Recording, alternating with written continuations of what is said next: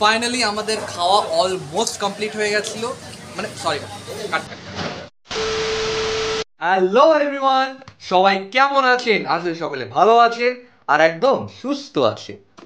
আর সুস্থ তো থাকতেই হবে, কারণ আজকে একটা অন্যরকম একটা ব্লগ হতে চলেছে। প্রায় অনেক দিন পর, না ব্লগ অনেক দিন পর বলছি না, অন্যরকম ব্লগ হতে চলেছে অনেক দিন পর। কারণ লাস্ট তোমরা দেখেছো অরিন্দম দার জন্মদিন, একটা অন্যরকম ব্লগ ছিল, তো আজকে একটু অন্যরকম ব্লগ হয়ে যাক নাকি। সেটা হচ্ছে, তোমরা তো নিশ্চয়ই আমার থাম্বনেল দেখে তো বুঝেই গেছো যে আমরা কোথায় যাচ্ছি।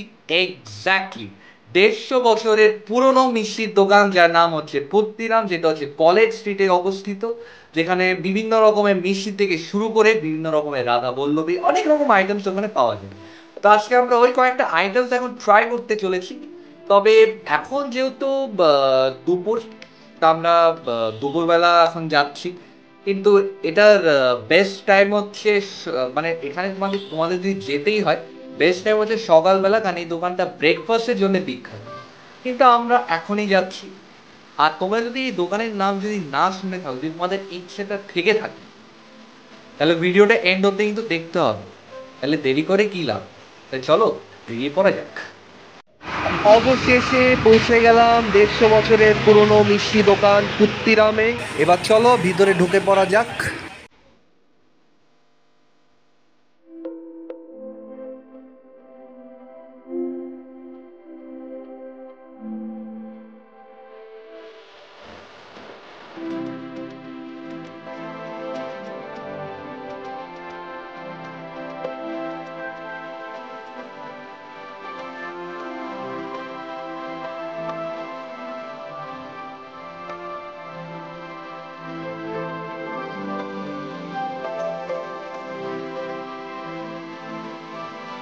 ফাইনালি আমাদের খাওয়া চলে এসছে। আমি নিয়েছি রাধা বল্লভী, তার সাথে বিভিন্ন রকম মিষ্টি আর টক দই।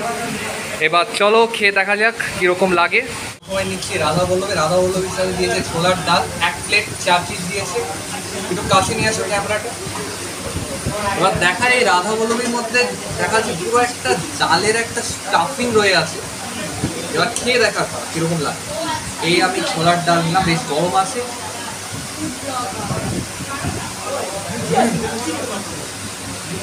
এটা একটা আলাদা একটা সুইটনেস আছে, আর ডালেরও একটা ফ্লেভার পাওয়া যাচ্ছে এখানে। যেরকম রাধা বল্লভীতেও ডালের একটা পুর আছে, ঠিক ছোলার ডালও ঠিক সেই সুইটনেসটা আছে। মানে বেশ ভালো, বলবো না যে খারাপ, খাওয়াই যায়।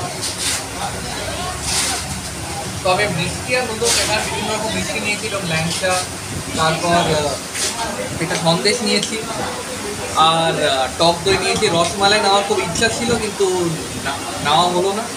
চলো রাধা বল্লভী তো তোমাদেরকে খেয়ে দেখালাম। এবার নেক্সট টক দই। চুলার এখানকার টক দই নাকি খুবই বিখ্যাত, একদম পুরো মালাই দিয়ে খাসা। খেয়ে দেখা যায়, শুধু শুনলে তো হবে না, খেতে হবে।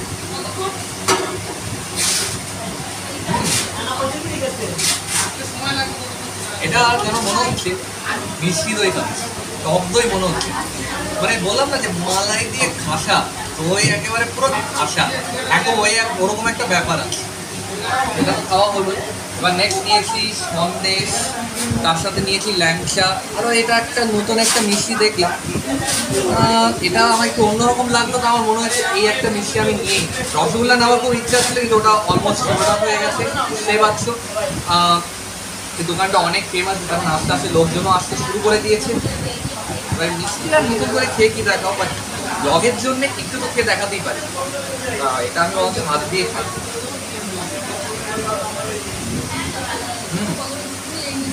গোলাপ জলের একটা ফিলিং আছে। আর last but not the least, langcha. শক্তিগড়ের ল্যাংচা খুবই ফেমাস, কিন্তু এখন পুত্তিরামের ল্যাংচা খাচ্ছি, আমাদের এটাই খেয়ে দেখাবো বস।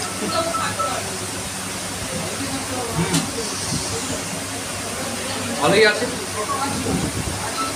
এই মিষ্টিটা একটু খাবো নাকি? এই দেখি কিরকম লাগে। আমি অল্প একটু টেস্ট করলাম।